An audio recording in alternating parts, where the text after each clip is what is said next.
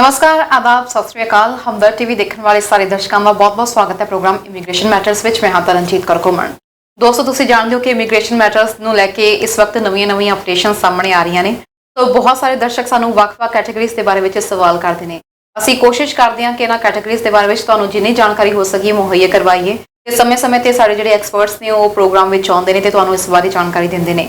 अज असीं गलबात करन लगे हां जी फार्मिंग वीज़ा के बारे में। बहुत सारे सानूं क्वेश्चनस आ रहे हैं कि फार्मर्स जिहड़े ने खेतीबाड़ी सैक्टर के तहत की इत्थे आ सकते हैं, जे आ सकते हैं तो की इहदे लई क्वालिफिकेशनस होणियां चाहिए ने, की पूरा क्राइटेरिया होना चाहिए। तो फार्म वर्कर वीज़ा के बारे में असीं गलबात करांगे। इहदे नाल ही इसे फील्ड में संबंधित होर किहड़ियां-किहड़ियां कैटेगरीज़ ने या किहड़ियां-किहड़ियां प्रोविंसेस दे विच इह ज़्यादा कारगर साबित हुई है, इहदे बारे असीं गलबात करांगे।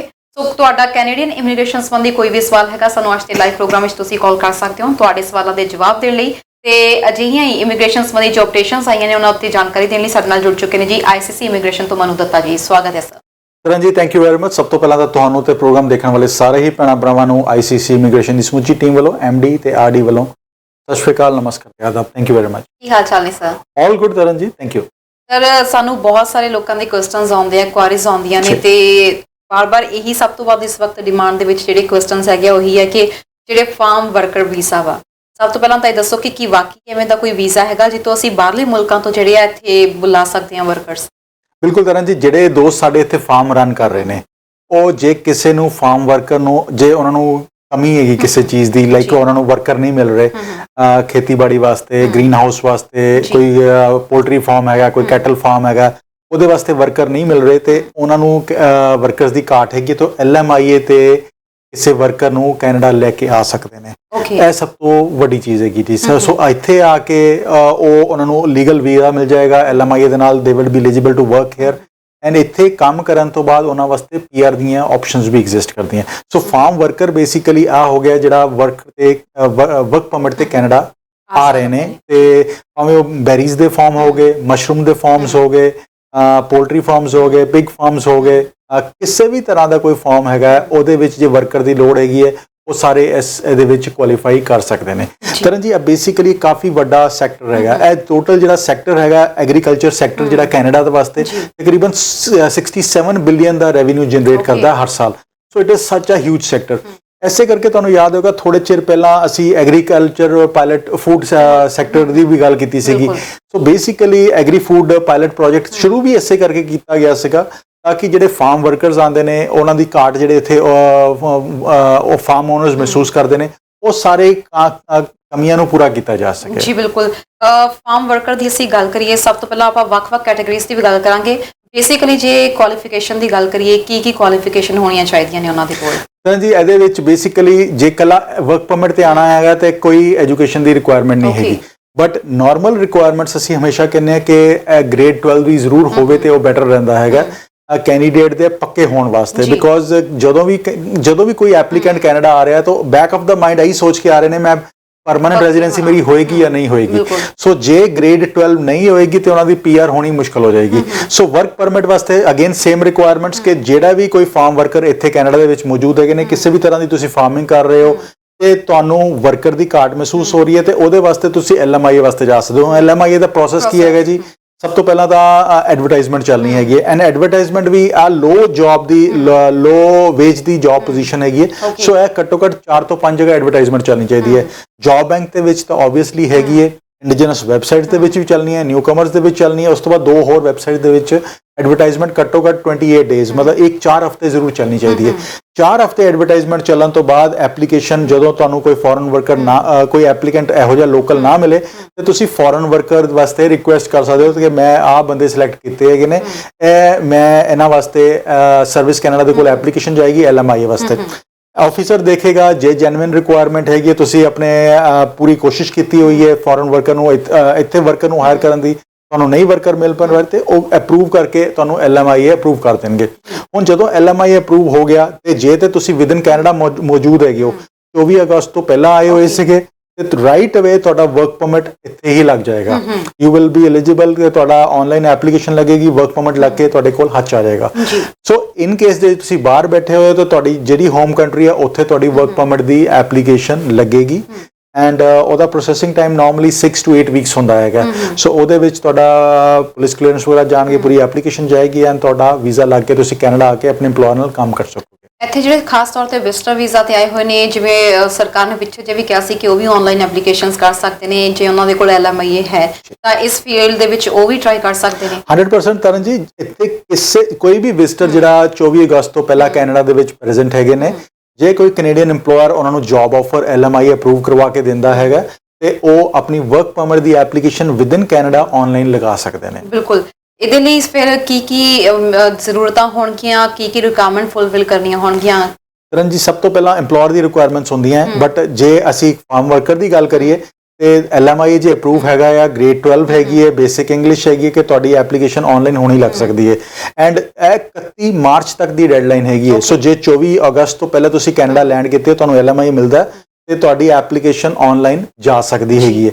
ਐਂਡ ਜੇ ਤੁਸੀਂ ਇੰਡੀਆ 'ਚ ਬੈਠੇ ਹੋ, ਕਿਸੇ ਹੋਰ ਮੁਲਕ ਦੇ ਵਿੱਚ ਬੈਠੇ ਹੋ ਤੇ ਉਸ ਕੰਟਰੀ ਦੇ ਵਿੱਚ ਤੁਹਾਡੀ ਐਪਲੀਕੇਸ਼ਨ ਪੁੱਟ ਅਪ ਹੋ ਸਕਦੀ ਹੈ ਉਸੇ ਤਰ੍ਹਾਂ। ਐਂਡ ਤਰਨ, ਇੱਥੇ ਇੱਕ ਚੀਜ਼ ਹੋਰ ਐਡ ਕਰਾਂਗਾ ਕਿ ਇਹ ਐਗਰੀਕਲਚਰ ਪਾਇਲਟ ਪ੍ਰੋਜੈਕਟ ਜਿਹੜਾ ਚੱਲ ਰਿਹਾ ਹੈਗਾ, ਇਹ ਬੇਸਿਕਲੀ LMIAs ਨੂੰ ਫੈਸਿਲਿਟੇਟ ਕਰਨ ਵਾਸਤੇ ਚੱਲ ਰਿਹਾ ਹੈ, ਇਹਨਾਂ ਵਰਕਰਸ ਨੂੰ ਹੀ ਫੈਸਿਲਿਟੇਟ ਕਰਨ ਵਾਸਤੇ ਚੱਲ ਰਿਹਾ।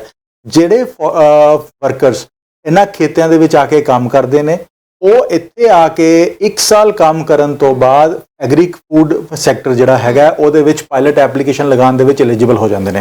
ਸੋ 2700 ਇਹ 3 ਸਾਲ ਦਾ ਪਾਇਲਟ ਹੈਗਾ, 3 ਸਾਲ ਐਪਲੀਕੇਸ਼ਨਸ ਜਾਣੀਆਂ, 2750 ਐਪਲੀਕੇਸ਼ਨਸ ਹਰ ਸਾਲ ਜਾਣੀਆਂ ਹੈਗੀਆਂ ਜੀ।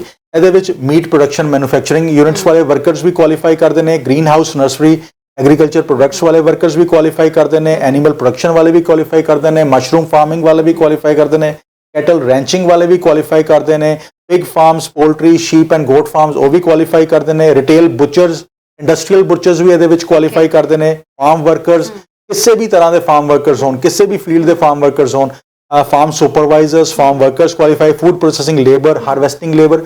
ਤਾਂ ਕਾਫੀ ਸਾਰਾ ਵੱਡਾ ਇਹਦੇ ਵਿੱਚ ਜਿਹੜੇ ਨੌਕ ਕੋਡਸ ਹੈਗੇ ਨੇ ਫਾਲ ਕਰਦੇ ਨੇ। ਇਹਦੇ ਵਿੱਚ ਪਹਿਲਾਂ ਇੱਕ ਬਹੁਤ ਲੋਕਾਂ ਨੂੰ ਕੁਐਸਚਨ ਸੀਗਾ, ਇਹਦੇ ਵਿੱਚ ਥੋੜੀ ਜਿਹੀ ਡਾਊਟ ਸੀਗਾ ਕਿ ਫਾਰਮ ਵਰਕਰ ਜਾਂ ਫਿਰ ਫਾਰਮ ਸੁਪਰਵਾਈਜ਼ਰ ਇਹਨਾਂ ਵਿੱਚੋਂ ਕੌਣ ਅੱਗੇ PR ਲਈ ਅਪਲਾਈ ਕਰ ਸਕਦਾ ਹੈ?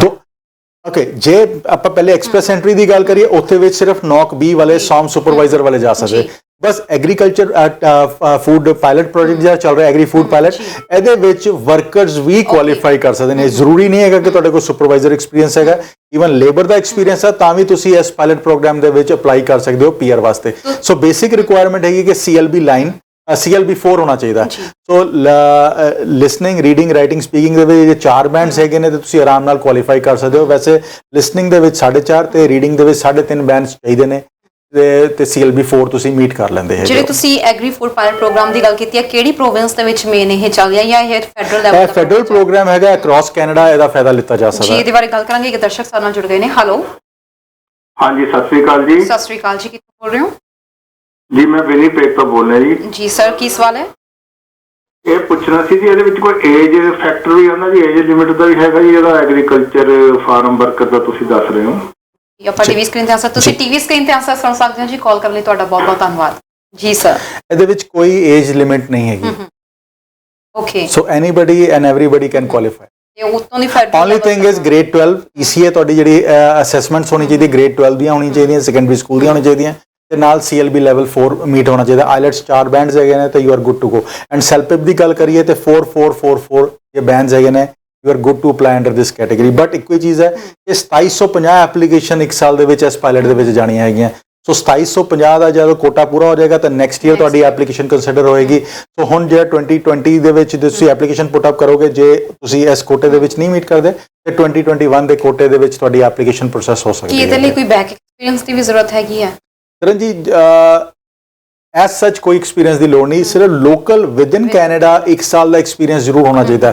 ਸੋ ਜੇ ਤੁਹਾਡਾ 1 ਸਾਲ ਦਾ ਕੈਨੇਡੀਅਨ ਐਕਸਪੀਰੀਅੰਸ ਮਿਨੀਮਮ 30 ਘੰਟਿਆਂ ਦੇ ਹਿਸਾਬ ਦੇ ਨਾਲ ਹੈਗਾ ਆ ਤੇ ਤੁਹਾਡੀ ਐਪਲੀਕੇਸ਼ਨ ਵਿਦਨ ਕੈਨੇਡਾ ਜਾ ਸਕਦੀ ਹੈ ਇਸ ਪ੍ਰੋਗਰਾਮ ਦੇ ਵਿੱਚ। ਹਾਂ, ਵਰਕ ਪਰਮਿਟ ਲੈਣ ਵਾਸਤੇ ਜੇ ਤੁਹਾਡੇ ਕੋਲ ਬੈਕ ਹੋਮ ਦਾ ਐਕਸਪੀਰੀਅੰਸ ਹੈ, it is always helpful because officer ਨੂੰ ਨਜ਼ਰ ਆਉਂਦਾ ਕਿ ਇਹ ਪਿੱਛੇ ਵੀ ਖੇਤੀਬਾੜੀ ਕਰਦਾ ਆਇਆ, ਜ਼ਮੀਂਦਾਰੀ ਕਰਦਾ ਆਇਆ, ਫਾਰਮਸ ਨੂੰ ਲੁੱਕ ਆਫਟਰ ਕਰਦਾ ਆਇਆ ਤੇ ਉਹ ਐਕਸਪੀਰੀਅੰਸ ਹੈਲਪਫੁਲ ਹੁੰਦਾ ਹੈ। ਬਿਲਕੁਲ। ਪ੍ਰੋਵਿੰਸ਼ੀਅਲ ਲੈਵਲ ਤੇ ਕੀ ਕੋਈ ਐਵੇਂ ਦੇ ਕੋਈ ਹੋਰ ਪ੍ਰੋਗਰਾਮ ਸਟਾਰਟ ਹੋਏ ਨੇ ਜਿਨ੍ਹਾਂ ਦਾ ਫਾਇਦਾ ਜਿਹੜੇ ਲੋਕ ਚੁੱਕ ਸਕਦੇ ਹੋਣ? ਬਿਲਕੁਲ। ਇਹਦੇ ਵਿੱਚ ਜਿਵੇਂ ਓਨਟਾਰੀਓ ਦੀ ਗੱਲ ਕਰ ਲਈਏ ਆਪਾਂ, ਪਿੱਛੇ ਸਟੂਡੈਂਟਸ ਦੀ ਵੀ ਗੱਲ ਕੀਤੀ ਸੀ, ਓਨਟਾਰੀਓ ਨੇ ਵੀ ਕੀ ਕੋਈ ਐਵੇਂ ਦਾ ਪ੍ਰੋਗਰਾਮ ਕੀਤਾ ਫਾਰਮਰਸ ਦੇ ਲਈ? ਤਰਨ ਇਸ ਟਾਈਮ ਓਨਟਾਰੀਓ ਦਾ ਵੀ ਪੀਐਨਪੀ ਪ੍ਰੋਗਰਾਮ ਚੱਲ ਰਿਹਾ ਹੈ। ਇਨ ਡਿਮਾਂਡ ਸਟਰੀਮ ਦੇ ਵਿੱਚ ਫਾਰਮ ਵਰਕਰਸ ਆ ਰਹੇ ਨੇ, ਸੋ ਇਹ ਸਾਰੇ ਆਕੂਪੇਸ਼ਨਸ ਮੋਰ অর ਲੈਸ ਇਹਨਾਂ ਓਨਟਾਰੀਓ ਦੀ ਸਟਰੀਮ ਦੇ ਵਿੱਚ ਵੀ ਹੈਗੇ ਨੇ, ਬਿਕੋਜ਼ ਫਾਰਮ ਵਰਕਰ ਦੀ ਬੜੀ ਮੋਟੀ ਘਾਟ ਸੀਗੀ ਹੈ। ਤੁਹਾਨੂੰ ਯਾਦ ਹੋਏਗਾ ਜਦੋਂ ਕੋਵਿਡ ਨੇ ਹਿੱਟ ਕੀਤਾ ਇਸ ਸਾਲ, ਤੇ ਉਦੋਂ ਸਾਡਾ ਸੀਜ਼ਨ ਸ਼ੁਰੂ ਹੋ ਰਿਹਾ ਸੀਗਾ, ਫਾਰਮਿੰਗ ਸੀਜ਼ਨ, ਤੇ ਉਦੋਂ ਸਾਡੇ ਜਿੰਨੇ ਵੀ ਕੈਨੇਡੀਅਨ ਫਾਰਮਰਸ ਹੈਗੇ ਨੇ ਦੇ ਫੈਲਟ ਦਾ ਪਿੰਚ, ਉਸੇ ਕਰਕੇ ਇਹ ਐਗਰੀ ਫੂਡ ਪਾਇਲਟ ਪ੍ਰੋਜੈਕਟ ਸ਼ੁਰੂ ਕੀਤਾ ਗਿਆ। ਹੁਣ ਓਨਟਾਰੀਓ ਨੇ ਪੀਐਨਪੀ ਜਿਹੜਾ ਸ਼ੁਰੂ ਕੀਤਾ ਉਹ ਪਹਿਲੇ ਤੋਂ ਚੱਲ ਰਿਹਾ ਸੀਗਾ। ਬੇਸਿਕਲੀ ਫੈਸਿਲਿਟੇਟ ਕਰਨ ਵਾਸਤੇ ਹੈਗਾ ਕਿ ਤਾਂ ਕਿ ਫਾਰਮ ਵਰਕਰਸ ਆ ਕੇ ਇੱਥੇ ਆਰਾਮ ਨਾਲ ਇਸ ਫੀਲਡ ਦੇ ਵਿੱਚ ਕੰਮ ਵੀ ਕਰ ਸਕਣ ਐਂਡ ਪੀਆਰ ਵਾਸਤੇ ਐਲੀਜੀਬਲ ਵੀ ਹੋ ਸਕਣ। ਸੋ ਬਟ ਇੱਥੇ ਜਿਹੜੀ ਜੌਬ ਹੈਗੀ ਸੀਜ਼ਨਲ ਜੌਬ ਨਹੀਂ ਹੋਣੀ ਚਾਹੀਦੀ, ਫੁੱਲ ਟਾਈਮ ਜੌਬ ਹੋਣੀ ਚਾਹੀਦੀ ਹੈ। ਜੇ ਫੁੱਲ ਟਾਈਮ ਜੌਬ ਹੈਗੀ ਹੈ, ਬਿਕੋਜ਼ ਸੀਜ਼ਨਲ ਵਰਕਰਸ ਵੀ ਆਉਂਦੇ ਨੇ ਮੈਕਸੀਕੋ ਤੋਂ, ਸਾਊਥ ਅਮਰੀਕਾ ਤੋਂ, ਬਹੁਤ ਸਾਰੇ ਸੀਜ਼ਨਲ ਵਰਕਰਸ ਵੀ ਕੈਨੇਡਾ ਕੰਮ ਕਰਨ ਵਾਸਤੇ ਆਉਂਦੇ ਨੇ। ਉਹ 4-6 ਮਹੀਨੇ ਕੰਮ ਕਰਦੇ ਨੇ, ਦੈਨ ਦੇ ਗੋ ਬੈਕ, ਅਗਲੇ ਸਾਲ ਫਿਰ ਆ ਜਾਂਦੇ ਨੇ। ਬਟ ਇਸ ਸੈਕਟਰ ਦੇ ਵਿੱਚ it has to be a full time job and Ontario PNP ਵਾਸਤੇ ਤੁਹਾਡਾ EMPLOYER ਬੇਸਿਕਲੀ ਰਿਕੁਆਇਰਮੈਂਟਸ ਮੀਟ ਕਰਨਾ ਚਾਹੀਦੀਆਂ ਜੀ। EMPLOYER ਦੀਆਂ ਮੈਂ ਹੀ ਪੁੱਛਣ ਲੱਗੀ ਸੀ, ਰਿਕੁਆਇਰਮੈਂਟਸ ਕੀ ਹੋ ਸਕਦੀਆਂ ਨੇ ਇਹਦੇ ਵਿੱਚ? ਕਰਨ ਜੀ EMPLOYER ਦੀਆਂ ਰਿਕੁਆਇਰਮੈਂਟਸ ਹੈਗੀਆਂ ਜੀ ਕਿ ਉਹਨਾਂ ਦਾ ਰੈਵਨਿਊ ਮਿਨੀਮਮ 1 ਮਿਲੀਅਨ ਦਾ ਹੋਵੇ, ਜੇ GTA ਤੋਂ ਬਾਹਰ ਹੈਗਾ, ਜੇ GTA ਦੇ ਅੰਦਰ ਹੈਗਾ, GTA ਦੇ ਅੰਦਰ $500,000 ਦਾ ਰਿਕੁਆਇਰਮੈਂਟ ਹੈਗੀ ਹੈ। 1 ਮਿਲੀਅਨ ਦਾ ਰੈਵਨਿਊ ਹੋਵੇ ਐਂਡ ਹਰ 3 ਪਰਮਾਨੈਂਟ ਰੈਜ਼ੀਡੈਂਟਸ ਪਿੱਛੇ, ਹਰ 3 ਸਿਟੀਜ਼ਨਸ EMPLOYEES ਪਿੱਛੇ ਉਹ ਇੱਕ ਬੰਦੇ ਨੂੰ ਸਪਾਂਸਰ ਕਰ ਸਕਦੇ ਨੇ ਅੰਡਰ PNP। ਸੋ PNP ਦੀ ਐਪਲੀਕੇਸ਼ਨ ਲੱਗੇਗੀ, PNP ਦੇ ਵਿੱਚ ਸਰਟੀਫਿਕੇਟ ਆਉਣ ਤੋਂ ਬਾਅਦ ਇਹਦੇ ਵਿੱਚ ਇੱਕ ਹੈਗਾ ਕਿ ਸਟੂਡੈਂਟਸ ਵੀ ਇਸ ਪ੍ਰੋਗਰਾਮ ਦੇ ਵਿੱਚ ਜਾ ਸਕਦੇ ਨੇ। ਤਰਨ ਜਿਹੜਾ ਐਗਰੀ ਫੂਡ ਪਾਇਲਟ ਪ੍ਰੋਜੈਕਟ ਹੈਗਾ, ਜਿਹੜਾ ਕੈਨੇਡਾ ਵਾਈਡ ਪ੍ਰੋਜੈਕਟ ਹੈ, ਉਹਦੇ ਵਿੱਚ ਸਟੂਡੈਂਟਸ ਐਲੀਜੀਬਲ ਨਹੀਂ ਹੈਗੇ, ਬਿਕੋਜ਼ ਉਹਦੇ ਵਿੱਚ ਤੁਸੀਂ LMI ਦੇ ਉੱਤੇ 1 ਸਾਲ ਕੈਨੇਡਾ ਦੇ ਵਿੱਚ ਕੰਮ ਕੀਤਾ ਹੋਣਾ ਚਾਹੀਦਾ। ਬਟ ਇਹ ਜਿਹੜਾ PNP ਹੈਗਾ, ਇਹਦੇ ਵਿੱਚ ਇੰਟਰਨੈਸ਼ਨਲ ਸਟੂਡੈਂਟਸ ਵੀ ਕੁਆਲੀਫਾਈ ਕਰ ਸਕਦੇ ਨੇ। ਇਹਦੇ ਬਾਰੇ ਗੱਲ ਕਰਾਂਗੇ ਜੀ, ਕਿ ਦਰਸ਼ਕ ਹੋ ਜੁੜ ਗਏ ਨੇ। ਹੈਲੋ ਹਾਂਜੀ, ਸਤਿ ਸ਼੍ਰੀ ਅਕਾਲ ਜੀ। ਸਤਿ ਸ਼੍ਰੀ ਅਕਾਲ ਜੀ, ਕਿੱਥੋਂ ਬੋਲ ਰਹੇ ਹੋ? ਹਾਂਜੀ, ਅਸੀਂ ਐਪਸਪੋਰਟ ਤੋਂ ਬੋਲ ਰਹੇ ਸੀ ਜੀ, ਦੱਸੋ ਕੀ ਸਵਾਲ ਹੈ? ਹਾਂਜੀ, ਮੈਂ ਆਪਣੇ ਭਤੀਜੇ ਬਾਰੇ ਪੁੱਛਣਾ ਸੀ, ਇੰਡੀਆ ਤੋਂ। ਉਹਨਾਂ ਦੀ +2 ਓਪਨ ਨਾਲ ਕੀਤੀ ਹੋਈ ਆ, 10th ਪਾਸ ਕਰਕੇ ਉਹਨਾਂ ਨੇ 2 ਸਾਲ ਦਾ ਗੈਪ ਪਾਇਆ ਸੀਗਾ। 2 ਸਾਲ ਦੇ ਗੈਪ ਤੋਂ ਬਾਅਦ ਫਿਰ ਉਹਨਾਂ ਨੇ +2 ਜਿਹੜੀ ਹੁਣ ਕਰ ਰਹੇ ਆ, ਓਪਨ ਦੇ ਵਿੱਚ ਕਰ ਰਹੇ ਆ। ਇੱਕ ਤਾਂ ਓਪਨ ਦਾ ਪੁੱਛਣਾ ਸੀਗਾ ਕਿ ਓਪਨ ਦੀ ਚੱਲ ਜਾਂਦੀ ਆ, ਕੋਈ ਏਦਾਂ ਦੀ ਪ੍ਰੋਬਲਮ ਤਾਂ ਨਹੀਂ ਆਉਂਦੀ ਕੈਨੇਡਾ ਦਾ ਅਪਲਾਈ ਕਰਨ ਵਾਸਤੇ। ਦੂਸਰਾ ਪੁੱਛਣਾ ਸੀਗਾ ਵੀ ਗੈਪ ਹੈਗਾ ਜਿਹੜਾ ਉਹਨਾਂ ਦਾ 2 ਸਾਲ ਦਾ। ਤੇ ਤੀਸਰਾ ਪੁੱਛਣਾ ਸੀ ਵੀ ਉਹਨਾਂ ਦਾ ਕੋਈ ਹੋਰ ਵੀ ਕੋਰਸ ਕੀਤਾ ਹੋਣਾ ਚਾਹੀਦਾ ਜਾਂ ਕੋਈ ਪ੍ਰੋਬਲਮ ਨਹੀਂ, ਤੇ ਆਈਲੈਟਸ ਦੇ ਵਿੱਚੋਂ ਕਿੰਨੇ ਬੈਂਡ ਚਾਹੀਦੇ ਆ? Thank you. ਤੁਸੀਂ ਫਾਰਮਰ ਵੀਜ਼ਾ ਲਈ ਤੁਸੀਂ ਗੱਲ ਕਰ ਰਹੇ ਹੋ ਕਿ ਇਸ ਦੇ ਲਈ ਉਹਨਾਂ ਦੀ ਕੁਆਲੀਫਿਕੇਸ਼ਨਸ ਮੀਟ ਕਰਦੀਆਂ ਕਿ ਨਹੀਂ? ਹਾਂਜੀ ਹਾਂਜੀ ਹਾਂਜੀ ਹਾਂਜੀ, ਜੀ, ਤੁਸੀਂ ਟੀਵੀ ਸਕਰੀਨ ਤੇ ਆਨਸਰ ਸੁਣ ਸਕਦੇ ਹੋ। ਕਾਲ ਕਰਨ ਲਈ ਤੁਹਾਡਾ ਬਹੁਤ ਬਹੁਤ ਸ਼ੁਕਰੀਆ। ਤੇ ਇਸ ਤੋਂ ਪਹਿਲਾਂ ਇਹਨਾਂ ਦਾ ਜਵਾਬ ਦੇ ਇੱਕ ਦਰਸ਼ਕ ਹੋਰ ਜੁੜ ਗਏ ਨੇ, ਉਹਨਾਂ ਦਾ ਵੀ ਸਵਾਲ ਲੈ ਲਈਏ। ਹੈਲੋ ਹਾਂਜੀ, ਸਤਿ ਸ਼੍ਰੀ ਅਕਾਲ ਜੀ, ਕਿੱਥੋਂ ਬੋਲ ਰਹੇ ਹੋ? ਸਤਿ ਸ੍ਰੀ ਅਕਾਲ। ਇੱਥੇ ਬੋਲ ਰਿਹਾ ਜੀ, ਬਰਮਟਨ ਚੋਂ। ਜੀ, ਦੱਸੋ ਜੀ ਕੀ ਸਵਾਲ ਹੈ? ਮੈਂ ਨਾ ਆਪਣੇ ਬੇਟੇ ਬਾਰੇ ਪੁੱਛਣਾ ਸੀ ਵੀ ਆਹ ਜਿਹੜਾ ਪ੍ਰੋਗਰਾਮ ਖੇਤੀਬਾੜੀ ਦਾ ਕਿਵੇਂ, ਕਿਸ ਤਰ੍ਹਾਂ ਆ ਸਕਦਾ? ਕੀ ਕੁਆਲੀਫਿਕੇਸ਼ਨ ਆ ਉਹਨਾਂ ਦੀ? ਕੀ ਕੀਤਾ ਹੋਇਆ ਉਹਨਾਂ ਨੇ? ਉਹ ਖੇਤੀਬਾੜੀ ਕਰਦੇ, ਉਮਰ 50 ਸਾਲ ਦੀ, +2 ਕਰੀ ਹੋਈ ਹੈ ਜੀ। ਕਿੰਨੇ ਕਿੱਲਿਆਂ ਦੇ ਵਾਈ ਕਰਦੇ ਨੇ ਜੀ ਉਹ? 16-17 ਕਿੱਲੇ ਆ। ਠੀਕ ਹੈ ਜੀ। ਜੀ, ਤੁਸੀਂ ਟੀਵੀ ਸਕਰੀਨ ਤੇ ਆਨਸਰ ਸੁਣ ਸਕਦੇ ਹੋ ਜੀ। ਕਾਲ ਕਰਨ ਲਈ ਬਹੁਤ ਬਹੁਤ ਧੰਨਵਾਦ। ਸਰ, ਪਹਿਲਾਂ ਜਿਨ੍ਹਾਂ ਨੇ ਐਵਰਸਪੋਰਟ ਤੋਂ ਕਾਲ ਕੀਤੀ ਸੀ ਕਿ +2 ਉਹਨਾਂ ਨੇ ਓਪਨ ਕੀਤੀ ਹੈ, ਪਹਿਲਾਂ ਤਾਂ ਗੈਪ ਦੀ ਉਹ ਪੁੱਛ ਰਹੇ ਨੇ, ਓਪਨ ਚੱਲ ਜਾਏਗਾ, ਗੈਪ ਚੱਲ ਜਾਏਗਾ ਵਿੱਚ? ਬਿਲਕੁਲ ਜੀ, ਜੇ ਉਹਨਾਂ ਦੇ ਕੋਲ +2 ਕੀਤੀ ਹੈ ਤੇ 2 ਸਾਲ ਖੇਤੀਬਾੜੀ ਕਰਦੇ ਰਹੇ ਨੇ ਤੇ ਦੈਟ ਇਜ਼ ਗੁੱਡ। ਐਂਡ ਜਦੋਂ ਅਸੈਸਮੈਂਟਸ ਹੁੰਦੀਆਂ ਹੈਗੀਆਂ, ਅਸੈਸਮੈਂਟਸ ਦੇ ਵਿੱਚ ਉਹਨਾਂ ਨੇ ਦੇਖਣਾ ਕਿ ਐਜੂਕੇਸ਼ਨਲ ਇਕੁਇਲੈਂਸੀ ਕੀ ਹੈਗੀ ਹੈ। ਸੋ ਜੇ ਗ੍ਰੇਡ 12 ਉਹ ਪਾਸ ਕਰ ਲੈਂਦੇ ਨੇ, ਇਕੁਇਲੈਂਸੀ ਐਂਡ ਅੱਛੇ ਬੋਰਡ ਤੋਂ ਕਰਦੇ ਨੇ ਤਾਂ ਕਿ ਜਿਹਦੀ ਇਕੁਇਲੈਂਸੀ ਹੋ ਜਾਵੇ ਤੇ ਵੈਸ ਹੋ ਜਾਵੇ, ਤੇ they are eligible to apply under this category. ਜੀ ਬਿਲਕੁਲ। ਤੇ ਬ੍ਰੈਂਪਟਨ ਤੋਂ ਜਿਨ੍ਹਾਂ ਦੀ ਹੁਣੀ ਕਾਲ ਆਈ ਸੀ, ਖੇਤੀਬਾੜੀ ਦੇ ਬਾਰੇ ਪੁੱਛਣਾ ਚਾਹੁੰਦੇ ਸੀਗੇ ਕਿ 50 ਸਾਲ ਦਾ ਹੈਗੇ ਨੇ ਜੀ। ਬਿਲਕੁਲ, ਉਹਨਾਂ ਵਾਸਤੇ ਕਈ ਆਪਸ਼ਨ ਐਗਜ਼ਿਸਟ ਕਰਦੀਆਂ। ਸਭ ਤੋਂ ਪਹਿਲਾਂ ਤਾਂ ਵਰਕ ਪਰਮਿਟ ਤੇ LMI ਤੇ ਕੈਨੇਡਾ ਆ ਕੇ ਇੱਥੇ ਕੰਮ ਕਰਕੇ 1 ਸਾਲ ਬਾਅਦ ਕੁਆਲੀਫਾਈ ਕਰ ਸਕਦੇ ਨੇ under agri food sector. Otherwise ਜੇ ਓਨਟਾਰੀਓ ਦੇ ਵਿੱਚ ਜੌਬ ਮਿਲਦੀ ਹੈ ਤੇ PNP ਦੇ ਅੰਡਰ ਵੀ ਕੁਆਲੀਫਾਈ ਕਰ ਸਕਦੇ ਨੇ 9 ਮਹੀਨੇ 1200 ਘੰਟੇ ਕੰਮ ਕਰਨ ਤੋਂ ਬਾਅਦ। ਐਂਡ ਇੱਕ ਬਿਜ਼ਨਸ ਕੈਟੇਗਰੀ ਵੀ ਅਸੀਂ ਡਿਸਕਸ ਕਰਾਂਗੇ ਅੱਗੇ ਜਾ ਕੇ। ਜੀ, ਇਸ ਤੋਂ ਇਲਾਵਾ ਵੀ ਇਹਨਾਂ ਕੋਲ ਕੀ ਆਪਸ਼ਨ ਹੈਗੇ, ਇਹਦੇ ਬਾਰੇ ਵੀ ਅਸੀਂ ਗੱਲਬਾਤ ਕਰਾਂਗੇ। ਤੇ ਮੈਂ ਆਪਣੀ ਸਰਵਰ ਟੀਮ ਨੂੰ ਕਵਾਂਗੀ ਬਾਕੀ ਦੀਆਂ ਕਾਲਸ ਵੀ ਨਾਲ ਦੀ ਨਾਲ ਫਾਰਵਰਡ ਕੀਤੀਆਂ ਜਾਣ। ਸਰ, ਤੁਸੀਂ ਗੱਲ ਕਰ ਰਹੇ ਸੀ ਸਟੂਡੈਂਟਸ ਦੇ ਬਾਰੇ ਵਿੱਚ, ਇਹਦੇ ਬਾਰੇ ਗੱਲ ਕਰਾਂਗੇ। ਇੱਕ ਦਰਸ਼ਕ ਪਹਿਲਾਂ ਜੁੜ ਗਏ ਨੇ। ਹੈਲੋ ਸਤਿ ਸ਼੍ਰੀ ਅਕਾਲ ਜੀ, ਕਿੱਥੋਂ ਬੋਲ ਰਹੇ ਹੋ? ਅਮਰੀਕਾ ਤੋਂ ਬੋਲਦੇ ਆ, ਬ੍ਰਾਜ਼ੀਲ ਤੋਂ ਬੋਲਦੇ ਆ। ਹਾਂਜੀ ਸਰ, ਦੱਸੋ ਕੀ ਸਵਾਲ ਹੈ? ਹਾਂਜੀ, ਤੇ ਮੇਰਾ ਨਾ ਭਾਈ ਆ ਤੇ ਆਪਣੇ ਪੰਜਾਬ ਰਹਿੰਦਾ, ਤੇ ਉਹਨੇ ਆਉਣਾ ਆ ਵੀਜ਼ਾ ਲਵਾ ਕੇ। ਹੈਲੋ ਜੀ ਸ਼ਾਇਦ ਉਹਨਾਂ ਦਾ ਫੋਨ ਡਿਸਕਨੈਕਟ ਹੋ ਗਿਆ ਸਰ, ਤੁਸੀਂ ਦੁਬਾਰਾ ਕਾਲ ਕਰ ਸਕਦੇ ਹੋ ਕਿਉਂਕਿ ਸ਼ਾਇਦ ਤੁਹਾਡਾ ਫੋਨ ਡਿਸਕਨੈਕਟ ਹੋ ਗਿਆ, ਤੁਸੀਂ ਕੋਈ ਇਹੋ ਜਿਹੀ ਲੋਕੇਸ਼ਨ ਤੇ ਹੋਵੋਗੇ। ਤੇ ਸਰ ਅਸੀਂ ਗੱਲਬਾਤ ਕਰ ਸੀ ਸਟੂਡੈਂਟਸ ਦੇ ਬਾਰੇ ਵਿੱਚ, ਤੁਸੀਂ ਕਿਹਾ ਕਿ ਸਟੂਡੈਂਟਸ ਜਿਹੜੇ ਆ ਉਹ ਓਨਟਾਰੀਓ PNP ਦੇ ਅੰਡਰ ਕੁਆਲੀਫਾਈ ਕਰ ਸਕਦੇ ਨੇ। ਇਸ ਟਾਈਮ ਜਿਹੜੇ ਇੰਟਰਨੈਸ਼ਨਲ ਸਟੂਡੈਂਟਸ ਨੇ ਲਗਭਗ ਆਪਣੀ ਸਟੱਡੀ ਕੰਪਲੀਟ ਕਰ ਲਈ ਹੈ ਜਾਂ ਉਹਨਾਂ ਦਾ ਇਸ ਵਕਤ ਸਮਾਂ ਵੀ ਘੱਟ ਰਹਿ ਗਿਆ, ਪੋਸਟ ਗ੍ਰੈਜੂਏਟ ਵਰਕ ਪਰਮਿਟ ਵੀ ਲਗਭਗ ਘੱਟ ਰਹਿ ਗਿਆ, ਕੀ ਉਹ ਇਸ ਕੈਟਾਗਰੀ ਦੇ ਅੰਡਰ ਆਪਣਾ ਅਪਲਾਈ ਕਰ ਸਕਦੇ ਨੇ? ਬਿਲਕੁਲ ਤਰਨ ਇਹਦੇ ਵਿੱਚ ਕੁਆਲੀਫਾਈ ਕਰ ਸਕਦੇ ਨੇ। ਇਹਦੇ ਵਿੱਚ ਨੌਕ ਬੀ ਦੀ ਵੀ ਲੋੜ ਨਹੀਂ ਹੈਗੀ, ਇਨ ਡਿਮਾਂਡ ਆਕੂਪੇਸ਼ਨ ਦੇ ਵਿੱਚ ਫਾਲ ਕਰਦਾ ਹੈਗਾ। ਇੱਥੇ ਇੱਕ 9 ਮੰਥਸ ਕੰਮ ਕਰਨ ਤੋਂ ਬਾਅਦ EMPLOYER ਦੇ ਕੋਲ they can qualify for permanent residency under this category। तो सब तो इम्पोर्टेंट के 9 महीने काम करन एंड जे एम्पलॉयर ਕੁਆਲੀਫਾਈ ਕਰਦਾ ਹੈ ਤੇ EMPLOYER ਉਹਨੂੰ ਹੈਲਪ ਕਰਨ ਦੇ ਵਾਸਤੇ ਤਿਆਰ ਹੈਗਾ ਤੇ PNP ਵਾਸਤੇ ਉਹ ਜਾ ਸਕਦੇ ਨੇ ਇਸ ਕੈਟਾਗਰੀ ਦੇ ਵਿੱਚ। ਸਰ ਇਹਦੇ ਵਿੱਚ ਜਿਹੜੀ ਐਗਰੀ ਫੂਡ ਪਾਇਲਟ ਪ੍ਰੋਗਰਾਮ ਆ ਇਹਦੇ ਤਹਿਤ ਨਹੀਂ ਕਰ ਸਕਦੇ ਸਟੂਡੈਂਟਸ, ਇਹਦੇ ਤਹਿਤ ਨਹੀਂ ਕਰ ਸਕਦੇ, ਸਿਰਫ ਐਗਰੀ ਫੂਡ ਸੈਕਟਰ ਦੇ ਵਿੱਚ ਸਿਰਫ ਜਿਹੜੇ ਫੋਰਨ ਵਰਕਰਸ ਕੈਨੇਡਾ ਦੇ ਵਿੱਚ ਪ੍ਰੈਜ਼ੈਂਟ ਹੈਗੇ ਨੇ ਉਹ ਕੁਆਲੀਫਾਈ ਕਰਨਗੇ। ਜਿਹੜੇ ਸਟੂਡੈਂਟਸ ਹੈਗੇ ਨੇ ਓਨਟਾਰੀਓ PNP ਦੇ ਵਿੱਚ ਜੇ EMPLOYER ਸਪੋਰਟ ਕਰਦਾ ਤੇ ਉਹਦੇ ਵਿੱਚ ਜਾ ਸਕਦੇ। ਸਰ ਸਪੋਜ਼ ਕਿਸੇ ਨੇ ਫਾਰਮ ਵਰਕਰ ਵੀਜ਼ਾ ਤੇ ਨਹੀਂ ਆਉਣਾ ਹੈਗਾ, ਕੋਈ ਇੱਥੇ ਦੇਖ ਕੇ, ਕਿਉਂਕਿ ਇਹ ਕੁਐਸਚਨ ਸਾਨੂੰ ਕਈ ਵਾਰੀ ਅੱਗੇ ਵੀ ਕੁਐਸਚਨਸ ਆਏ ਨੇ ਕਿ ਜੇ ਇੱਥੇ ਆਪਦੀ ਖੁਦ ਦੀ ਲੈਂਡ ਬਾਏ ਕਰਨੀ ਹੋਵੇ ਜਾਂ ਬਾਏ ਕਰਕੇ ਖੁਦ ਖੇਤੀਬਾੜੀ ਕਰਨੀ ਹੋਵੇ, ਇਹਦਾ ਕੀ ਸਕੋਪ ਹੋ ਸਕਦਾ ਆ? ਇਹ ਬਹੁਤ ਓਪਰਚੁਨਿਟੀਜ਼ ਕਾਫੀ ਜ਼ਿਆਦਾ ਹੈਗੀਆਂ। ਤਰਨ ਜੀ ਸਾਡਾ ਇੱਕ ਫਰੈਂਡ ਆਏ ਨੇ ਇੰਡੀਆ ਤੋਂ, ਉਹਨਾਂ ਨੇ ਇੱਥੇ ਆ ਕੇ ਆਰਗੈਨਿਕ ਫਾਰਮਿੰਗ ਸ਼ੁਰੂ ਕੀਤੀ ਹੈਗੀ ਹੈ ਐਂਡ ਆਰਗੈਨਿਕ ਫਾਰਮਿੰਗ ਦੇ ਵਿੱਚ ਉਹਨਾਂ ਨੇ ਆ ਕੇ ਐਸਟੈਬਲਿਸ਼ ਗੱਲ ਕਰਾਂਗੇ ਜੀ ਇਹਦੇ ਬਾਰੇ ਵਿੱਚ। ਇੱਕ ਦਰਸ਼ਕ ਨਾਲ ਜੁੜ ਗਏ ਨੇ। ਹੈਲੋ ਹੈਲੋ, ਸਤਿ ਸ਼੍ਰੀ ਅਕਾਲ ਜੀ। ਸਤਿ ਸ਼੍ਰੀ ਅਕਾਲ ਜੀ, ਕਿੱਥੋਂ ਬੋਲ ਰਹੇ ਹੋ? ਹਾਂਜੀ, ਮੈਂ ਕੈਲੀਫੋਰਨੀਆ ਫ੍ਰਿਜ਼ਨੋ ਤੋਂ ਬੋਲ ਰਹੀ ਹਾਂ ਜੀ, ਦੱਸੋ ਜੀ ਕੀ ਸਵਾਲ ਹੈ? ਹਾਂਜੀ, ਮੇਰਾ ਬ੍ਰਦਰ ਇੰਡੀਆ ਵਾ ਤਾਂ ਉਹਨਾਂ ਨੇ ਉਹਨਾਂ ਕੋਲੇ 4 ਬੈਂਡ ਆ ਤਾਂ ਉਹ ਏਦਾਂ ਤੇ ਆਪਣਾ ਅਪਲਾਈ ਕਰ ਸਕਦੇ ਖੇਤੀਬਾੜੀ ਜਿਹੜਾ ਤੁਸੀਂ ਵੀਜ਼ੇ ਦੇ ਦੱਸ ਰਹੇ ਹੋ, ਤੇ ਉਹਨਾਂ ਨੂੰ ਕੀ ਹੋਰ ਪ੍ਰੋਸੈਸਿੰਗ ਚਾਹੀਦੀ ਆ? ਉਹ ਕਰਦੇ ਕੀ ਨੇ ਜੀ? ਉਹਨਾਂ ਵੈਸੇ ਉਹ ਖੇਤੀਬਾੜੀ ਕਰਦੇ ਆ, +2 ਕਰਕੇ ਉਹਨਾਂ ਨੇ ITI ਕੀਤੀ ਹੋਈ ਆ ਮਕੈਨੀਕਲ ਦੀ। Very good. ਕਿੰਨੇ ਕਿੱਲਿਆਂ ਦੀ ਵਾਈ ਕਰਦੇ ਨੇ? ਜ਼ਮੀਨ ਉਹਨਾਂ ਦੇ ਨਾਮ ਤੇ ਆ, ਫਾਦਰ ਸਾਹਿਬ ਦੇ ਨਾਮ ਤੇ ਆ, ਜੇ ਫਾਰਮ ਕਿਹਦੇ ਨਾਂ ਤੇ ਆਂਦੇ ਆ? ਉਹਨਾਂ ਦੇ ਫਾਦਰ ਸਾਹਿਬ ਦੇ ਨਾਮ ਤੇ ਆ, ਉਹਨਾਂ ਦੇ ਫਾਦਰ ਸਾਹਿਬ ਦੇ ਨਾਮ ਤੇ ਆ। ਤੇ ਉਹਦਾ ਜਿੱਦਾਂ ਉਹ ਆਪਣੀ ਤਾਂ ਉਹਨਾਂ ਕੋਲੇ ਥੋੜੀ ਪੈਲੀ ਆ, 5 ਕਿੱਲੇ ਆ, ਬਾਕੀ ਉਹ ਜਿੱਦਾਂ ਕਹਿ ਸਕਦੇ ਆਪਾਂ ਉੱਥੇ ਲੈ ਕੇ ਕਰਦੇ ਆ ਤਾਂ ਉਹ 30-35 ਕਿੱਲੇ ਪੈਲੀ ਕਰਦੇ ਆ। ਤੇ ਜੇ ਫਾਰਮ ਉਹਨਾਂ ਦੇ ਨਾਂ ਤੇ ਆਂਦੇ ਆ ਭੈਣ ਜੀ? ਨਹੀਂ, ਜੇ ਫਾਰਮ ਉਹਨਾਂ ਦੇ ਫਾਦਰ ਦੇ ਨਾਮ ਤੇ ਆ ਮੇਰੇ ਜੀ। ਓਕੇ ਜੀ, ਤੁਸੀਂ ਉਹਨਾਂ ਹਾਂਜੀ ਬਿਲਕੁਲ ਟੀਵੀ ਸਕਰੀਨ ਤੇ ਤੁਸੀਂ ਆਨਸਰ ਸੁਣ ਸਕਦੇ ਹੋ ਜੀ। ਕਾਲ ਕਰਨ ਲਈ ਤੁਹਾਡਾ ਬਹੁਤ ਬਹੁਤ ਧੰਨਵਾਦ। ਇੱਕ ਦਰਸ਼ਕ ਹੋਰ ਜੁੜ ਗਏ ਨੇ, ਉਹਨਾਂ ਦਾ ਵੀ ਅਸੀਂ ਸਵਾਲ ਲੈ ਲਈਏ। ਹੈਲੋ, ਸਤਿ ਸ਼੍ਰੀ ਅਕਾਲ ਮੈਮ। ਸਤਿ ਸ਼੍ਰੀ ਅਕਾਲ ਜੀ, ਕਿੱਥੋਂ ਬੋਲ ਰਹੇ ਹੋ? ਮੈਮ ਅਸੀਂ DC ਤੋਂ ਬੋਲਦੇ ਹਾਂ ਜੀ, ਦੱਸੋ ਜੀ ਕੀ ਸਵਾਲ ਹੈ? ਐਕਚੁਅਲੀ ਮੈਮ ਮੈਂ ਨਾ ਆਪਣੇ ਬ੍ਰਦਰ ਬਾਰੇ ਪੁੱਛਣਾ ਸੀ। ਜਿੱਦਾਂ ਉਹ ਖੁਦ ਦਾ ਪੋਲਟਰੀ ਫਾਰਮ ਹੈ ਉਹਨਾਂ ਦਾ ਇੰਡੀਆ ਦੇ ਵਿੱਚ, ਉਹਨਾਂ ਨੂੰ 3-4 ਸਾਲ ਦਾ ਐਕਸਪੀਰੀਅੰਸ ਹੈ ਤੇ ਉਹ ਇੱਥੇ ਜਿੱਦਾਂ ਮਤਲਬ ਕਿ ਕੈਨੇਡਾ ਦੇ ਵਿੱਚ ਆ ਸਕਦੇ, ਕੁਆਲੀਫਾਈ ਕਰਦੇ ਹੋ? ਕੁਆਲੀਫਿਕੇਸ਼ਨ ਕੀ ਹੈ ਜੀ ਉਹਨਾਂ ਦੀ?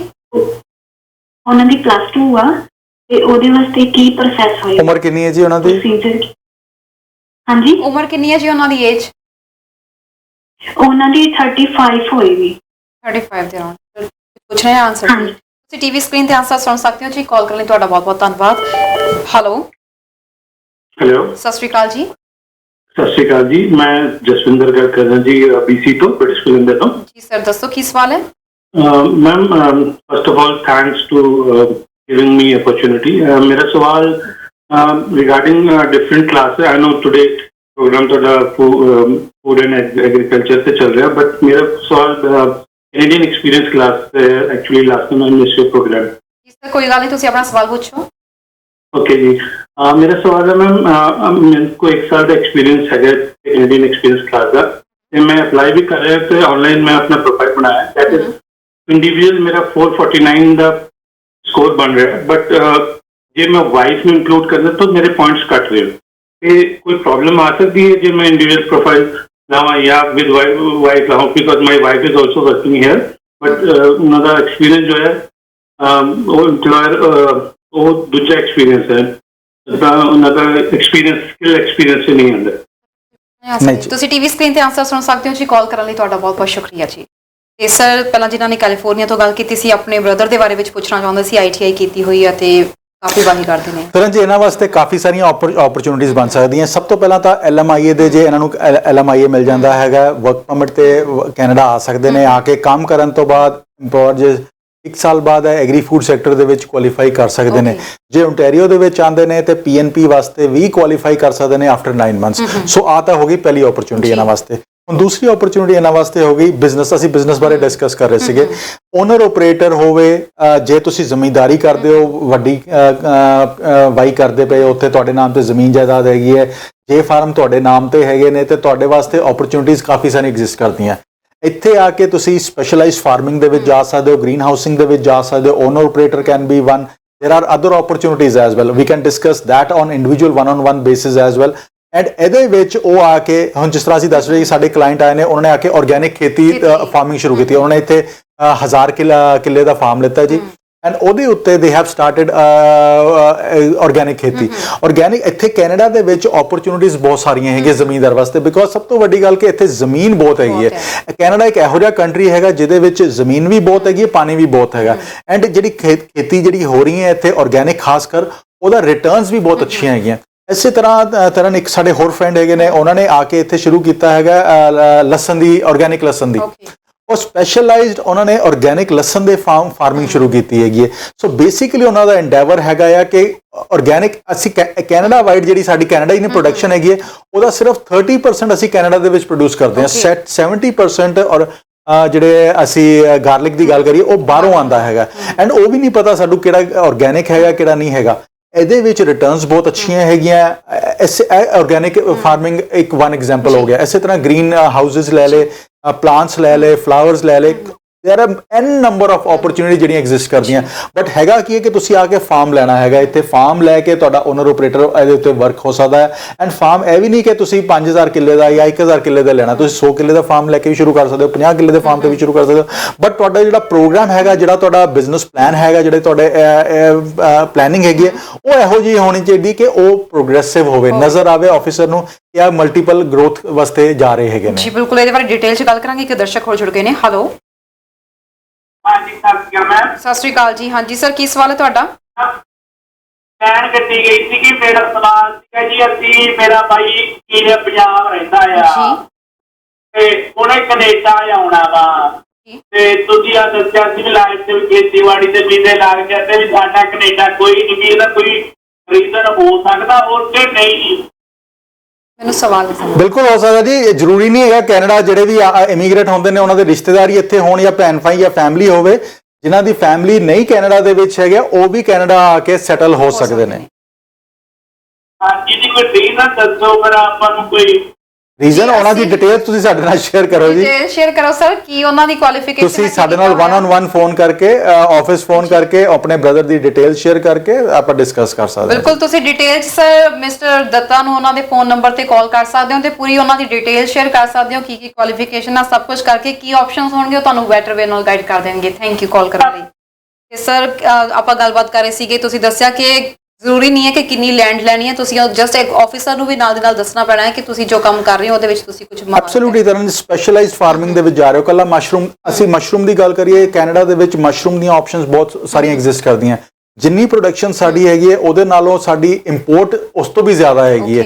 ਸੋ ਅਸੀਂ ਜਿਹੜਾ ਕੈਨੇਡਾ ਦੇ ਵਿੱਚ ਫੂਡ ਪ੍ਰੋਡਿਊਸ ਕਰਦੇ ਹਾਂ ਉਹ ਸਿਰਫ ਇੱਕ ਕੁਝ ਪਰਸੈਂਟੇਜ ਦੇ ਵਿੱਚ ਹੈਗਾ। ਜੇ 100% ਸਾਡੀ ਕੰਜ਼ੰਪਸ਼ਨ ਹੈਗੀ ਹੈ, ਅਸੀਂ 25 ਜਾਂ 30% ਸਾਡੀ ਕੈਨੇਡੀਅਨ ਪ੍ਰੋਡਕਸ਼ਨ ਹੈਗੀ ਹੈ। तो 70-80% ਅਸੀਂ ਬਾਹਰੋਂ ਪ੍ਰੋਡਿਊਸ ਇੰਪੋਰਟ ਕਰਦੇ ਪਏ ਹਾਂ ਡਿਫਰੈਂਟ ਕੰਟਰੀਜ਼ ਤੋਂ ਹੈਗਾ। ਅਸੀਂ ਗਾਰਲਿਕ ਦੀ ਗੱਲ ਕਰ ਲਈਏ, ਅਸੀਂ ਗ੍ਰੀਨ ਹਾਊਸਿਸ ਦੀ ਗੱਲ ਕਰ ਲਈਏ, ਆਰਗੈਨਿਕ ਕਕੰਬਰਸ ਦੀ ਗੱਲ ਕਰ ਲਈਏ, ਅਸੀਂ ਕਿਸੇ ਵੀ ਚੀਜ਼ ਵੱਲ ਚਲੇ ਜਾਈਏ ਅਸੀਂ ਉਹਦੇ ਵਿੱਚ ਓਪਰਚੁਨਿਟੀਜ਼ ਨੂੰ ਐਕਸਪਲੋਰ ਕਰ ਸਕਦੇ ਹਾਂ। ਅਸੀਂ ਐਪਲਸ ਦੀ ਗੱਲ ਕਰਦੇ ਹਾਂ। ਕੈਨੇਡਾ ਕਿੰਨਾ ਵੱਡਾ, ਅਸੀਂ ਕਿੰਨੇ ਫਾਰਮਸ ਦੇਖਦੇ ਹਾਂ ਇੱਥੇ। ਕੈਨੇਡੀਅਨ ਐਪਲ ਜੂਸ ਜਿਹੜਾ ਹੈਗਾ ਉਹ 90% ਬਾਹਰੋਂ ਇੰਪੋਰਟ ਹੁੰਦਾ ਪਿਆ। ਸੋ ਇੱਥੇ ਕੈਨੇਡਾ ਦੇ ਵਿੱਚ ਜੇ ਤੁਸੀਂ ਫੂਡ ਸੈਕਟਰ ਦੇ ਵਿੱਚ ਸੀਰੀਅਸ ਹੈਗੇ ਹੋ, ਇਹ ਪ੍ਰੋਗਰੈਸਿਵ ਫਾਰਮਰ ਹੈਗੇ ਹੋ, there are lot of opportunities ਜਿਹੜੀਆਂ ਇਸ ਟਾਈਮ ਕੈਨੇਡਾ ਦੇ ਵਿੱਚ ਐਗਜ਼ਿਸਟ ਕਰਦੀਆਂ। ਓਨਲੀ ਥਿੰਗ ਇਸ ਕਿ ਤੁਹਾਨੂੰ ਪਤਾ ਹੋਣਾ ਚਾਹੀਦਾ, ਤੁਹਾਡੇ ਕੰਸਲਟੈਂਟ ਨੂੰ ਪਤਾ ਹੋਣਾ ਚਾਹੀਦਾ ਤੁਹਾਡੀ ਫਾਈਲ ਕਿਸ ਤਰ੍ਹਾਂ ਪੁੱਟ ਅਪ ਹੋ ਸਕਦੀ ਹੈ। ਤੁਸੀਂ ਵਰਕ ਪਰਮਿਟ ਤੇ ਸਟ੍ਰੇਟ ਵਰਕ ਪਰਮਿਟ ਤੇ ਵੀ ਕੈਨੇਡਾ ਲੈਂਡ ਕਰ ਸਕਦੇ ਹੋ। ਇੱਥੇ ਆ ਕੇ ਤੁਸੀਂ ਫਾਰਮ ਐਸਟੈਬਲਿਸ਼ ਕਰਕੇ 1 ਸਾਲ ਬਾਅਦ 2 ਸਾਲਾਂ ਬਾਅਦ PR ਵਾਸਤੇ ਵੀ ਐਲੀਜੀਬਲ ਹੋ ਸਕਦੇ ਹੋ। ਇਹ ਸਾਰੀਆਂ ਚੀਜ਼ਾਂ ਡਿਸਕਸ ਕਰਨ ਵਾਸਤੇ ਤੁਹਾਨੂੰ 1-on-1 ਸਾਡੇ ਨਾਲ ਅਪਾਇੰਟਮੈਂਟ ਬਣਾ ਕੇ ਜਾਂ 1-on-1 ਫੋਨ ਕਰਕੇ ਆਪਣੀ ਡਿਟੇਲਸ ਸ਼ੇਅਰ ਕਰਨੀ ਪੈਣਗੀਆਂ and we will guide you and suggest you ਕਿ ਕਿਹੜਾ ਓਪਰਚੁਨਿਟੀ ਤੁਹਾਡੇ ਵਾਸਤੇ ਬੈਸਟ ਵਰਕ ਕਰ ਸਕਦੀ ਹੈ। ਹੁਣ ਕਈ ਦੋਸਤ ਇਹੋ ਜਿਹੇ ਹੈਗੇ ਨੇ ਜਿਨ੍ਹਾਂ ਕੋਲ ਇਨਵੈਸਟਮੈਂਟ ਵਾਸਤੇ ਪੈਸਾ ਨਹੀਂ ਹੈਗਾ, ਸੋ ਉਹਨਾਂ ਇਹ ਵੀ ਨਹੀਂ ਕਿ ਹੁਣ GTA ਤੋਂ ਬਾਹਰ ਨਿਕਲ ਜਾਓ, ਤੁਸੀਂ ਬਾਹਰ ਨਿਕਲ ਕੇ ਸਸਤੀ ਜ਼ਮੀਨਾਂ ਵੀ ਹੈਗੀਆਂ, ਤੁਸੀਂ 100 ਕਿੱਲੇ ਤੁਸੀਂ 2 ਲੱਖ 2.5 ਲੱਖ ਡਾਲਰ ਦੇ ਵੀ 100 ਕਿੱਲੇ ਲੈ ਸਕਦੇ ਹੋ। ਸੋ ਓਪਰਚੁਨਿਟੀਜ਼ ਬਹੁਤ ਹੈਗੀਆਂ। ਇਸੇ ਤਰ੍ਹਾਂ ਜੇ ਤੁਹਾਡਾ ਕੋਈ ਦੋਸਤ ਮਿੱਤਰ ਹੈਗਾ ਜਿਹੜਾ ਫਾਰਮ ਐਗਜ਼ਿਸਟ ਕਰਦੇ ਨੇ, ਜਿਨ੍ਹਾਂ ਦੇ ਜੋ ਤੁਹਾਨੂੰ LMI ਦਿੰਦੇ, ਤਾਂ ਵੀ ਤੁਸੀਂ ਕੁਆਲੀਫਾਈ ਕਰ ਸਕਦੇ ਹੋ। ਸੋ ਓਪਰਚੁਨਿਟੀਜ਼ ਬਹੁਤ ਹੈਗੀਆਂ। Only thing is we have to sit down and discuss with you ਕਿ ਤੁਹਾਡੀ ਓਪਰਚੁਨਿਟੀਜ਼ ਕਿਹੜੀ ਤੁਹਾਡੇ ਵਾਸਤੇ ਬੈਸਟ ਵਰਕ ਕਰ ਸਕਦੀ ਹੈ। ਉਹਦੇ ਵਾਸਤੇ give us a call, send us an email and we will be able to discuss your opportunities। ਬਿਲਕੁਲ ਸਰ, ਇਸ ਤੋਂ ਬਾਅਦ BC ਤੋਂ ਕਾਲ ਆਈ ਸੀ ਮੈਮ ਦੀ, ਉਹਨਾਂ ਨੇ ਕਿਹਾ ਸੀ ਕਿ ਉਹਨਾਂ ਦਾ ਬ੍ਰਦਰ ਪੋਲਟਰੀ ਫਾਰਮ ਦੀ ਕਰਦਾ ਆ ਤੇ 3-4 ਸਾਲ ਦਾ ਐਕਸਪੀਰੀਅੰਸ ਹੈ, +2 ਕੀਤੀ ਹੋਈ ਹੈ ਤੇ 35 ਸਾਲ ਉਹਨਾਂ ਦੀ। ਬਿਲਕੁਲ ਤਰ੍ਹਾਂ ਜੀ, ਇਹ ਵੀ ਡਿਪੈਂਡ ਕਰਦਾ ਕਿ ਕਿੰਨੇ ਬਰਡ ਦੀ ਉੱਥੇ ਉਹ ਫਾਰਮਿੰਗ ਕਰ ਰਹੇ ਨੇ। ਸੋ ਜੇ ਉਹਨਾਂ ਦੀ ਸਬਸਟੈਂਸ਼ੀਅਲ ਫਾਰਮਿੰਗ ਹੈਗੀ, ਉਹਦੇ ਰੈਵਨਿਊਜ਼ ਹੈਗੇ ਨੇ, ਤੇ ਇਸ ਸੈਕਟਰ ਦੇ ਵਿੱਚ ਵੀ ਆ ਕੇ ਉਹ ਬਿਜ਼ਨਸ ਬਾਏ ਕਰ ਸਕਦੇ ਨੇ। ਐਂਡ ਓਪਰਚੁਨਿਟੀਜ਼ ਹਰ ਫਾਰਮ ਵਰਕਰਸ ਵਾਸਤੇ। ਓਨਲੀ ਥਿੰਗ ਇਜ਼ ਕਿ ਤੁਹਾਡੇ ਕੰਸਲਟੈਂਟ ਨੂੰ ਪਤਾ ਹੋਣਾ ਚਾਹੀਦਾ ਕਿ ਤੁਹਾਡੀ ਐਪਲੀਕੇਸ਼ਨ ਕਿਸ ਤਰ੍ਹਾਂ ਪੁੱਟ ਅਪ ਕਰ ਰਿਹਾ, ਤੁਹਾਡੇ ਕੇਸ ਦੇ ਵਿੱਚੋਂ ਮੈਰਿਟਸ ਕੱਢ ਲੈਣੀਆਂ ਉਹਨਾਂ ਨੇ ਆਪਣੇ ਆਪ। ਸੋ ਇੱਕ ਅੱਛੇ ਕੰਸਲਟੈਂਟ ਨੂੰ ਫੋਨ ਕਰੋ, ਉਹਨਾਂ ਨਾਲ ਡਿਸਕਸ ਕਰੋ ਆਪਣਾ ਕੇਸ, ਤਾਂ ਕਿ he or she may be able to help you. And ਆ ਜਿਹੜੀ ਕੇਸਿਸ ਹੈਗੇ ਨਾ ਤਰਨ ਜੀ, ਤਕਰੀਬਨ 4 ਤੋਂ 6 ਮਹੀਨੇ ਦੇ ਵਿੱਚ ਪ੍ਰੋਸੈਸ ਹੋ ਸਕਦੇ ਨੇ। ਐਂਡ ਜੇ ਅਸੀਂ LMIA ਦੀ ਗੱਲ ਕਰੀਏ, LMIA ਵੀ ਤਕਰੀਬਨ ਇੰਨਾ ਕੀ ਟਾਈਮ ਹੈਗਾ ਵਰਕ ਪਰਮਿਟ ਤੱਕ ਜਾ ਕੇ। ਸੋ 4 ਤੋਂ 6 ਮਹੀਨੇ ਦੇ ਵਾਸਤੇ ਸਾਰੀਆਂ ਓਪਰਚੁਨਿਟੀਜ਼ ਵਿੱਚ ਬਣ ਸਕਦੀਆਂ ਹੈਗੀਆਂ। ਓਨਲੀ ਥਿੰਗ ਇਜ਼ ਤੁਹਾਨੂੰ ਪਤਾ ਹੋਣਾ ਚਾਹੀਦਾ ਕਿ ਤੁਹਾਡੇ ਕੋਲ ਇਨਵੈਸਟਮੈਂਟ ਵਾਸਤੇ ਕੀ ਹੈਗਾ, ਤੁਹਾਡੀ ਕੋਲ ਐਜੂਕੇਸ਼ਨ ਕਿਸ ਤਰ੍ਹਾਂ ਦੀ ਹੈਗੀ, ਤੁਹਾਡੀ ਲੈਂਗੁਏਜ ਸਕਿੱਲਸ ਕਿਸ ਤਰ੍ਹਾਂ ਦੀਆਂ ਹੈਗੀਆਂ, ਐਂਡ ਕਿਹੜਾ ਪ੍ਰੋਗਰਾਮ ਤੁਹਾਡੇ ਵਾਸਤੇ PR ਵਾਸਤੇ ਬੈਸਟ ਰਹੇਗਾ। ਬਿਲਕੁਲ ਜੀ, ਤੇ ਇੱਕ ਜਸਵਿੰਦਰ ਜੀ ਦੀ BC ਤੋਂ ਕਾਲ ਆਈ ਸੀ, ਜਿਹੜੇ ਆਪਣੀ ਵਾਈਫ ਦੇ ਪੁਆਇੰਟਸ ਦੀ ਗੱਲ ਕਰ ਰਹੇ ਸੀ ਕਿ ਐਡ ਕਰਨ ਦੇ 449 ਉਹਨਾਂ ਦੇ ਆਬੀ ਸਕੋਰ ਤੋਂ ਘੱਟ। ਤਰਨ ਜੀ, ਜਿੱਥੇ ਵਾਈਫ ਉਹਨਾਂ ਦੇ ਡਿਪੈਂਡੈਂਟ ਵੀਜ਼ਾ ਤੇ ਬੈਠੇ ਨੇ, ਹੀ ਕੈਨੋਟ ਐਕਸਕਲੂਡ ਹਿਸ ਵਾਈਫ। ਐਕਸਕਲੂਡ ਕਰਨਗੇ, ਲਾਸਟ ਸਟੇਜ ਦੇ ਵਿੱਚ ਇਹਨਾਂ ਦੀ ਐਪਲੀਕੇਸ਼ਨ ਰਿਫਿਊਜ਼ ਹੋ ਜਾਏਗੀ। ਸੋ ਆਪਣੇ ਆਪ ਸਾਰੀ ਚੀਜ਼ਾਂ ਨਾ ਕਰੋ, ਇੱਕ ਕੰਸਲਟੈਂਟ ਨੂੰ ਹਾਇਰ ਕਰੋ, ਇੱਕ ਲਾਇਰ ਨੂੰ ਹਾਇਰ ਕਰੋ, ਤਾਂ ਕਿ ਤੁਹਾਨੂੰ ਪ੍ਰੋਫੈਸ਼ਨਲ ਐਡਵਾਈਸ ਮਿਲ ਸਕੇ। ਤੇ ਸਰ, ਜਿਵੇਂ ਤੁਸੀਂ ਗੱਲ ਕੀਤੀ ਸੀ ਕਿ ਜਿਨ੍ਹਾਂ ਦੇ ਕੋਲ ਜੇ ਪਿੱਛੇ ਜ਼ਮੀਨ ਹੈਗੀ ਆ, ਇੱਥੇ ਆ ਕੇ ਇਨਵੈਸਟਮੈਂਟ ਕਰਦੇ ਨੇ, ਇਸ ਤੋਂ ਬਾਅਦ ਆਪਣੀ ਫਾਈਲ ਲਗਾ ਸਕਦੇ ਨੇ, ਤੇ ਇਸ ਬੇਸ ਤੇ ਉਹਨਾਂ ਦੀ ਫੈਮਿਲੀ ਵੀ ਨਾਲ ਆ ਸਕਦੀ ਹੈ। 100% ਜੀ, ਉਹਨਾਂ ਦੀ ਫੈਮਿਲੀ ਨੂੰ ਡਿਪੈਂਡੈਂਟ ਵੀਜ਼ਾਸ ਮਿਲ ਸਕਦੇ ਨੇ। ਬਟ ਅਗੇਨ, ਜੇ ਫਾਰਮ ਸੁਪਰਵਾਈਜ਼ਰ ਦੇ, ਜੇ ਆਪਾਂ LMIA ਦੀ ਗੱਲ ਕਰੀਏ, ਜੇ ਜ਼ਮੀਨ ਖਰੀਦ ਕੇ ਫਾਰਮ ਐਸਟੈਬਲਿਸ਼ ਕਰਨ ਦੇ ਵਿੱਚ ਆ ਰਹੇ ਨੇ, ਤੇ ਫੈਮਿਲੀ ਨੂੰ ਪੂਰੇ ਨੂੰ ਡਿਪੈਂਡੈਂਟ ਵੀਜ਼ਾ ਮਿਲ ਜਾਏਗਾ। ਬੱਚਿਆਂ ਨੂੰ ਜਿਹੜੇ 21 ਸਾਲ ਤੋਂ ਘੱਟ ਹੈਗੇ ਨੇ, they will also have a dependent visas। And ਇਸੇ ਤਰ੍ਹਾਂ ਕੁਝ ਦੋਸਤ ਇਹੋ ਜਿਹੇ ਹੈਗੇ ਨੇ ਜਿਹੜੇ ਪ੍ਰੋਵਿੰਸ ਵੀ ਪਿਕ ਕੀਤਾ ਜਾ ਸਕਦਾ ਹੈ ਤਰਨ, ਕਿ ਕਿਹੜਾ ਪ੍ਰੋਵਿੰਸ ਉਹਨਾਂ ਵਾਸਤੇ ਬੈਸਟ ਵਰਕ ਕਰ ਸਕਦਾ। Ontario is an amazing province, but Ontario ਦੇ ਵਿੱਚ PNP ਵਾਸਤੇ ਕੁਆਲੀਫਾਈ ਕਰਨ ਵਾਸਤੇ ਉਹਨਾਂ ਦਾ ਫਾਰਮ ਘੱਟੋ ਘੱਟ 3 ਸਾਲ ਪੁਰਾਣਾ ਹੋਣਾ ਚਾਹੀਦਾ। ਇਸੇ ਤਰ੍ਹਾਂ ਅਸੀਂ Nova Scotia, Prince Edward Island, New Brunswick, Newfoundland, Labrador ਦੀ ਗੱਲ ਕਰੀਏ, ਉੱਥੇ ਐਸਟੈਬਲਿਸ਼ਮੈਂਟ ਲੈ ਕੇ 12ਵੀਂ ਸਿਰਫ ਚਾਹੀਦੀ ਹੈ, ਐਂਡ ਬਿਲਕੁਲ ਬੇਸਿਕ 4 ਬੈਂਡ ਦੇ ਨਾਲ ਵੀ ਤੁਸੀਂ ਕੁਆਲੀਫਾਈ ਕਰ ਸਕਦੇ ਹੋ। ਸੋ ਇਹ 1-on-1 ਸਾਨੂੰ ਇੱਕ ਕੇਸ ਡਿਸਕਸ ਕਰਨਾ ਪਏਗਾ ਕਿ ਕਿਹੜਾ ਓਪਰਚੁਨਿਟੀ ਇਹਨਾਂ ਵਾਸਤੇ ਬੈਸਟ ਵਰਕ ਕਰ ਸਕਦੀ ਹੈ। ਮੀਨਸ ਟੂ ਸੇ ਕਿ ਹਰ ਕੇਸ ਦੀ ਡਿਪੈਂਡ ਕਰਦਾ ਹੈ ਕਿ ਉਹਨਾਂ ਦੀ ਕੀ ਕੁਆਲੀਫਿਕੇਸ਼ਨ ਆ, ਕੀ ਸਭ ਕੁਝ ਹੈਗਾ, ਬਟ ਜਿਨ੍ਹਾਂ ਦੀ ਇਸ ਟਾਈਮ ਅਸੀਂ ਕਹਿ ਸਕਦੇ ਹਾਂ ਕਿ ਲੋ ਕੁਆਲੀਫਿਕੇਸ਼ਨ ਹੈਗੀ, ਉਹਨਾਂ ਲਈ ਇੱਕ ਬੈਸਟ ਆਪਸ਼ਨ ਹੋ ਸਕਦਾ ਹੈ ਇੱਕ LMIA, ਇੱਕ ਦੂਸਰਾ ਬਿਜ਼ਨਸ ਵੀਜ਼ਾ। ਬਿਲਕੁਲ ਜੀ, ਤੇ ਸਮਾਂ ਵੀ ਲਗਭਗ ਇਜਾਜ਼ਤ ਲੈਣ ਦਾ ਹੋ ਰਿਹਾ, ਜਿਹੜੇ ਦਰਸ਼ਕ ਇਸ ਵਕਤ ਤੁਹਾਨੂੰ ਦੇਖ ਰਹੇ ਨੇ। ਤਰਨ ਜੀ, ਇੱਕੋ ਚੀਜ਼ ਕਹਿਣਾ ਚਾਹਾਂਗਾ, ਖੇਤੀਬਾੜੀ ਵਾਲੇ ਸਾਡੇ ਦੋਸਤ, ਜਿੰਨੇ ਵੀ ਸਾਡੇ ਦੋਸਤ ਖੇਤੀਬਾੜੀ ਕਰ ਰਹੇ ਨੇ, ਫਾਰਮਿੰਗ ਕਰ ਰਹੇ ਨੇ, ਐਂਡ ਕੋਈ ਸਪੈਸ਼ਲਾਈਜ਼ਡ ਖੇਤੀ ਕਰ ਰਹੇ ਹੋ, ਤੁਹਾਡੇ ਵਾਸਤੇ ਪ੍ਰੋਗਰੈਸਿਵ ਫਾਰਮਰ ਹੈਗੇ ਹੋ, ਤੁਹਾਡੇ ਵਾਸਤੇ ਕੈਨੇਡਾ ਦੇ ਵਿੱਚ ਬੇਅੰਤ ਓਪਰਚੁਨਿਟੀਜ਼ ਹੈਗੀਆਂ। ਕੈਨੇਡਾ ਇੱਕ ਇਹੋ ਜਿਹਾ ਮੁਲਕ ਹੈਗਾ ਜਿਹੜਾ ਅਮੇਜ਼ਿੰਗ ਜ਼ਮੀਨਾਂ ਲੈ ਕੇ ਬੈਠਾ ਹੋਇਆ, ਐਂਡ ਜ਼ਮੀਨ ਦੀ ਕੀਮਤ ਵੀ ਬਹੁਤ ਐਕਸਪੈਂਸਿਵ ਨਹੀਂ ਹੈਗੀ, ਜ਼ਮੀਨ ਵੀ ਬਹੁਤ ਫਰਟਾਈਲ ਹੈਗੀ ਹੈ। ਇੱਥੇ ਅਸੀਂ GTA ਤੋਂ ਬਾਹਰ ਨਿਕਲ ਜਾਈਏ ਤੇ ਤਾਂ 70 ਕਿਲੋਮੀਟਰ ਦੇ ਉੱਤੇ ਇਹੋ ਜਿਹੇ ਸਪੈਸ਼ਲ ਫਾਰਮਸ ਹੈਗੇ ਨੇ, ਜਿਹੜਾ ਇਹੋ ਜਿਹੀ ਫਰਟਾਈਲ ਜ਼ਮੀਨ ਹੈਗੀ ਕਿ ਦੁਨੀਆ ਦੇ ਵਿੱਚ ਟਮਾਟਰ ਐਕਸਪੋਰਟ ਕਰਦੇ ਨੇ, ਕੈਰਟਸ ਐਕਸਪੋਰਟ ਕਰਦੇ ਨੇ, ਅਨੀਅਨਸ ਐਕਸਪੋਰਟ ਕਰਦੇ ਨੇ। ਜੇ ਅਸੀਂ ਨਿਆਗਰਾ ਵਾਲੇ ਪਾਸੇ ਚੱਲ ਜਾਈਏ ਤੇ ਵਾਈਨਰੀਜ਼ ਉੱਥੇ ਬੜੀਆਂ ਸਟਰੋਂਗ ਹੈਗੀਆਂ, ਉੱਥੇ ਇਹੋ ਜਿਹੀ ਜ਼ਮੀਨ ਹੈਗੀ, ਇਹੋ ਜਿਹੀ ਫਰਟਾਈਲ ਜ਼ਮੀਨ ਹੈ ਕਿ ਵਾਈਨਰੀਜ਼ ਦੀ ਪ੍ਰੋਡਕਸ਼ਨ, ਗ੍ਰੇਪਸ ਦੀ ਪ੍ਰੋਡਕਸ਼ਨ ਬੜੀ ਅੱਛੀ ਹੈਗੀ ਹੈ, ਫਰੂਟਸ ਦੀ ਪ੍ਰੋਡਕਸ਼ਨ ਬਹੁਤ ਅੱਛੀ ਹੈ। ਓਨਲੀ ਥਿੰਗ ਇਜ਼ ਤੁਹਾਨੂੰ ਪਤਾ ਹੋਣਾ, ਜੇ ਤੁਸੀਂ ਕੀ ਇਨਵੈਸਟ ਕਰਨਾ ਹੈ ਤੇ ਤੁਸੀਂ ਕੀ ਰਿਟਰਨਸ ਲੈਣੀਆਂ ਹੈਗੀਆਂ। ਫੈਮਿਲੀ ਨੂੰ ਨਾਲ ਲੈ ਕੇ ਆਉਣਾ ਚਾਹੁੰਦੇ ਹੋ ਤੇ ਡਿਫਰੈਂਟ ਓਪਰਚੁਨਿਟੀਜ਼ ਐਗਜ਼ਿਸਟ ਕਰਦੀਆਂ। ਜੇ ਫਾਰਮ ਵਰਕਰ ਦੇ ਤੌਰ ਤੇ ਆਉਣਾ ਚਾਹੁੰਦੇ ਹੋ ਤੇ LMIA ਤੇ ਤੁਸੀਂ ਆ ਕੇ ਇੱਥੇ PR ਵਾਸਤੇ ਕੁਆਲੀਫਾਈ ਕਰ ਸਕਦੇ ਹੋ under PNP as well as under the federal agri food pilot project.